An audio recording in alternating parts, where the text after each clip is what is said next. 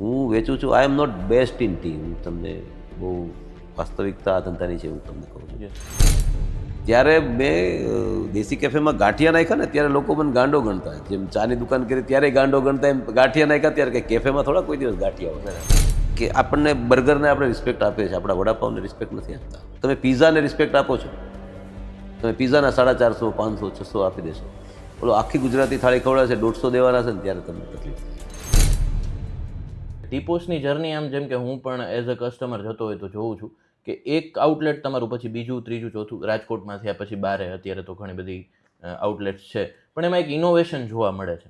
ડિઝાઇનમાં કહીએ કે કન્સેપ્ટમાં કહીએ, પછી જેમ આપણે જોઈએ કે ગુજરાતી નાસ્તો આપવાની પણ શરૂઆત થઈ, તો એ ઇનોવેશનની જર્ની કેવી રહી? શું પહેલાં સ્ટાર્ટ કર્યું પછી શું એ સમજવું છે.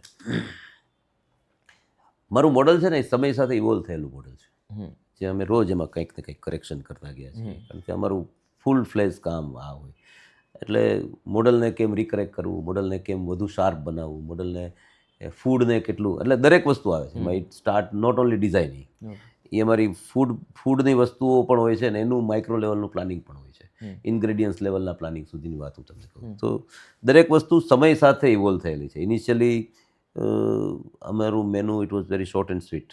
2-3 ચા અને 2-3 નાસ્તા અને 2-3 વસ્તુમાં હતું. પણ હવે જ્યારે તમે રીજન ક્રોસ કરો છો તો તમારે આ બધા મેનુમાં લોકોની ચોઈસ વધતી જાય. દાખલા તરીકે શાર્પ થોડા ઘણા ફેરફારો તો રાજકોટ અને અમદાવાદ વચ્ચે પણ લોકોની ચોઈસ ન હોય, અને થોડા ઘણા ફેરફારો હું અહીંથી મુંબઈ જાઉં તો મુંબઈનું ને અમદાવાદના બેઝમાં એ લોકોના ટેસ્ટમાં ફરક હોય. પણ આ ધંધાની મૂળ જે ક્વોલિટી છે ને, દેટ ઇઝ અ કન્સિસ્ટન્સી.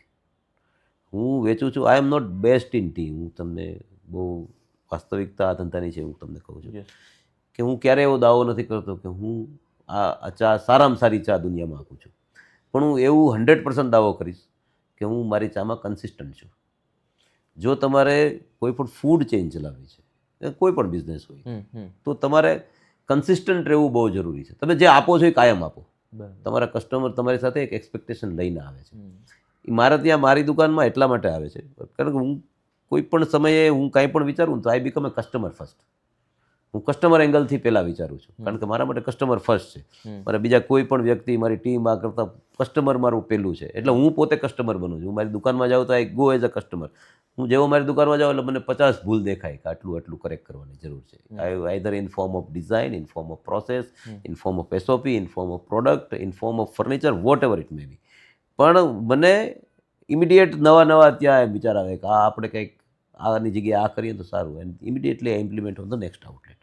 એટલે મેં તમને કીધું કે મારો સ્ટોર સમય સાથે ઇવોલ્વ થયેલો છે. Every time I M trying to give something new એટલા માટે કે મેં જોયું છે કે આની જગ્યાએ આ કરી શકાય છે. કે જે નવા મોડલ અમે મૂકીએ કે ભાઈ મોડલને થોડુંક ક્યાંક ને ક્યાંક 200 ફૂટમાંથી આજે મારી જર્ની 30,000 સ્ક્વેર ફૂટની દુકાને છે મારે. 30,000 સ્ક્વેર ફૂટના ગ્રાઉન્ડમાં અમે ચા જ વેચી છે. Ultimately menu is almost similar. તો it was again a new idea at that time. 2019માં મેં પહેલું દેશી કેફે બનાવ્યું, ટીપોસ દેશી કેફે. તો ત્યારે it was a very new idea in the market. પછી મારી લાઈનમાં તો હજારો આઉટલેટ થયા છે ને આપણી દરેક પ્રોસેસને ફોલો કરીને આઈ ઓલવેઝ બી હેપી કે લોકો મને ફોલો કર્યો છે આ બધી બાબતોમાં. ત્યારે મેં દેશી કેફેમાં ગાંઠિયા નાખ્યા ને ત્યારે લોકો મને ગાંડો ગણતા. જેમ ચાની દુકાન કરી ત્યારે ગાંડો ગણતા, એમ ગાંઠિયા નાખ્યા ત્યારે કે કેફેમાં થોડા કોઈ દિવસ ગાંઠિયા હોય. મેં કીધું એની એક બ્યુટી અલગ છે. તમે જે કરો છો ને એમાં વી always respect the foreign food.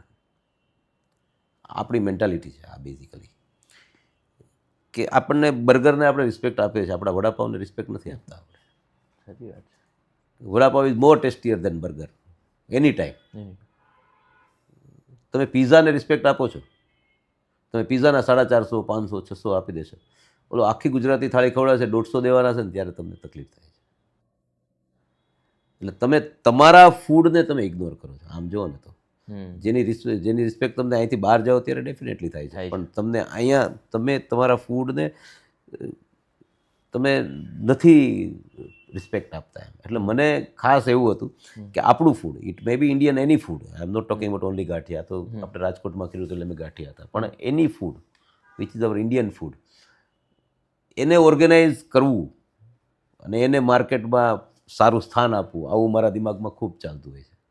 It may be South Indian food, it may be Maharashtrian food, it may be Gujarati food જે બહાર આવેલા છે બધા ફૂડ એને ક્યાંક ને ક્યાંક લોકો સુધી સારી રીતે પહોંચતું થાય અને એ મારી જગ્યાએ આવે અને લોકો એના પૈસા આપે. આજે વડાપાઉં 20 રૂપિયા જ આપે છે લોકો, તમે બર્ગરના તરત સીધા 100 રૂપિયા આપો છો. આવી જાય છે. Both the product are similar. શું ખો એમાં અલગ શું છે? અને આ તમને ગમતો ટેસ્ટ છે પણ ત્યાં તમને 20 ના 30 નથી આપવા. તો I want to learn the people કે ભાઈ તમારી પ્રોડક્ટનો પ્રાઉડ અનુભવ હોય. એટલે લોકો આજે જે તે સમયે મને એમ કહે કે ગાંઠિયા થોડા કાફેમાં આવે, ગાંઠિયા જ હોય, પીઝા ન હોય કાફેમાં. આપણી પ્રોડક્ટ છે, આપણે ખાવી છે.